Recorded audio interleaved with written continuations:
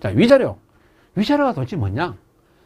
불법 행위에 의한 정신적인 고통을 금전적으로 배상하는 걸 우리가 위자료를 한다.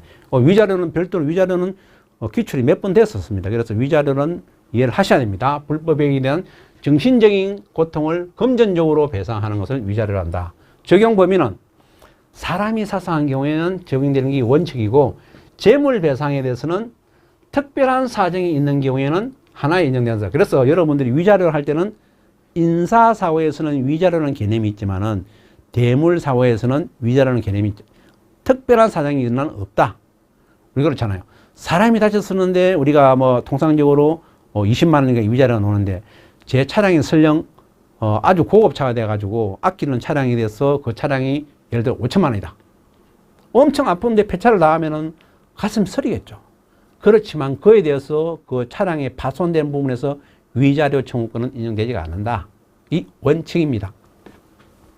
우리 청구 범위에 대해서 민법 제752조에서는 피해자뿐만 아니라 피해자의 직계, 존속, 직계, 빗속, 그 배우자에 대해서도 재산상의 손해가 없는 경우에도 손해배상 책임이 있다라고 규정하여 위자료 청구를 인정하고 있고, 나아가서는 뭡니까?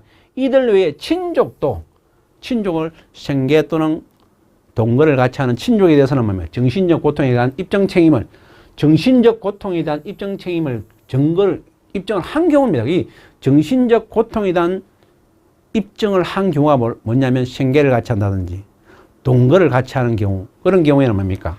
위자료 청구권이 인정된다. 이런 부분이 우리 민법에서 인정이 되고, 따라서 태아와 사실혼 배우자에 대해서도 위자료 청구권이 인정된다. 이런 부분으로 민법은 결론적으로는 만약 여러분이 답안을 쓴다면 약관에서는 피해자 본인 및 상속권자의 위자료 청구권이 인정된다. 이렇게 한 줄로 쓰실 거고, 그죠? 그럼 이거를 만약에 이걸 썼다.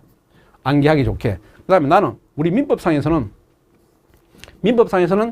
피해자 본인 및 상속권자만 위자료 청구권이 인정되는 것이 아니라, 직계 상속권자 이제 다 포함되어 있죠. 뿐만 아니라 이들 외에 친족도 정신적 고통에 관한 입증 책임을 한 경우에는 위자료 청구권이 인정된다. 그렇게 답안을 쓰시면 되겠죠. 상속권자니까 나아가서는 태아와 사실혼 배우자에도 위자료 청구권은 인정된다. 이런 부분을 우리 민법상에서는 적용을 하면 될 것입니다. 이렇게 여러분이 답안을 쓰시면 된다. 청구 범위는 좀 구분되니까 이런 부분은 만약에 기출된다면 여러분들이 좋은 답을 쓰시기 위해서 그렇게 해 두시는 것도 좋습니다. 자, 위자료 인정 기준은 좀 전에 했은 거죠. 사망일 때는 뭡니까? 사망자 본인 및 유족의 위자료에서 이때는 뭡니까? 여러분들이 하는 게 결론적으로 뭡니까? 65세 이상일 미만인 경우와 나이만 있는 거죠. 65세에서 이렇게 돼 있죠. 그죠? 그래서 미만인 경우에는 뭡니까? 8천만 원. 그 다음에 여기서 이상인 경우에는 뭡니까? 5천만 원이죠. 이렇게 계산된다. 물론 여기서 과실상계하고 하는 부분은 다 있겠지만은, 부상은 이거는 상속권자한테 피해자한테 지급이 되고 1급 200만 원에서 14급 500만 원까지 지급된다는 것이 우리가 부상의 위자료입니다. 이 위자료를 답안을 쓸 때 꼭 조심해야 될 것이 여기 2번 문제와 4번 사항입니다. 그렇지만 상실, 수익액과 가정간호비가 한도에, 보통 이게 유한이라든지 대인 일마 가입됐다면 상실, 수익액과 가정간호비가 한도액을 초과했을 경우에, 만약에 부상 한도 내에서 위자료를 지급할 사항이 부상 한도액이 남아있다면 부상 한도 내에서 부상 위자료를 그때는 지급을 한다는 것을 꼭 여러분들이 답안을 추가를 하셔야 됩니다. 부상일 때는 이런 예외, 장애일 때는 이런 예외가 있다는 걸 여러분들이 꼭 염두에 두고 답안을 쓰셔야 되지. 그냥 나는 이거 이놈만 하시면 안 된다는 겁니다. 부상일 때는 장애 상실 수익액과 가정간호비가 그 한도액을 초과하는 경우에, 만약 부상 한도액이 남았을 때는 부상 한도 내에서 부상 위자료를, 설령 장애가 있다 하더라도 장애 위자료를 인정한다는 겁니다.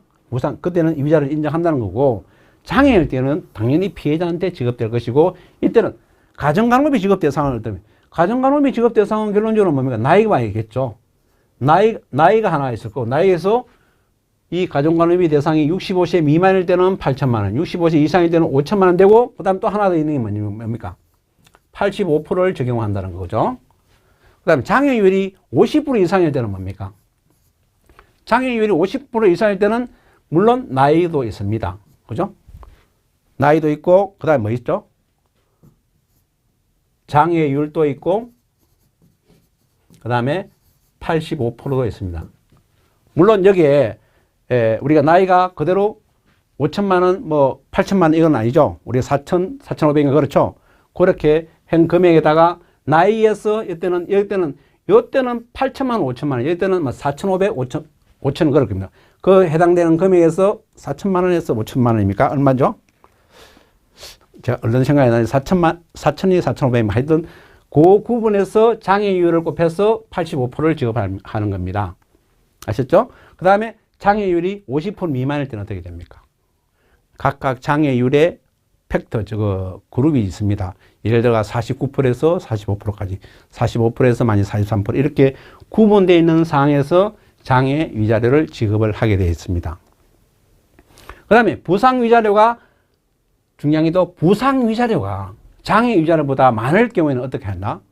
그때는 부상 위자료를 장애 위자료를 말할 때는 이때는 부상 위자료를 장애 위자료로 지급을 합니다. 이럴 수가 있죠. 자, 1급 피해자니까 부상 위자료는 200만 원입니다. 그런데 장애가 한시장애 나왔었습니다.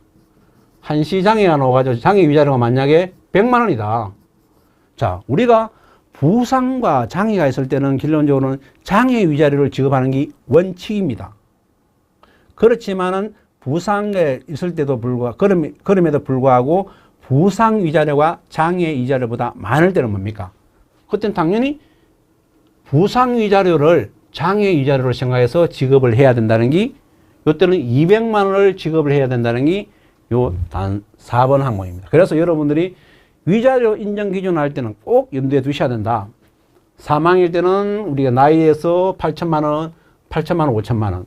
부상일 때는 200만 원에서 우리가 50만 원에서 하되, 이렇게 한도액을 초과할 때는 이렇게 부상 한도 내에서 부상 위자료를 지급한다는 단서 조항이 하나 있다는 거. 그 다음에 장애는 가정간호비는 내나 나이에서 8천만 원, 5천만 원에서 이래 되는 거. 그 다음에 장애 위자료이 우리가 50% 이상일 때는 나이와 그 다음에 나이에 따라서 우리 4,500, 5,000, 그 다음에 장애율, 그 다음에 80%, 장애율을 그 다음에 해당되는 금액의 85%, 그 다음에 장애율이 50% 미만일 때는 그룹별로 해당되는 위자료를 인정하고, 그 다음에 부상 위자료가 장애 위자료보다 많은 경우에는 뭡니까?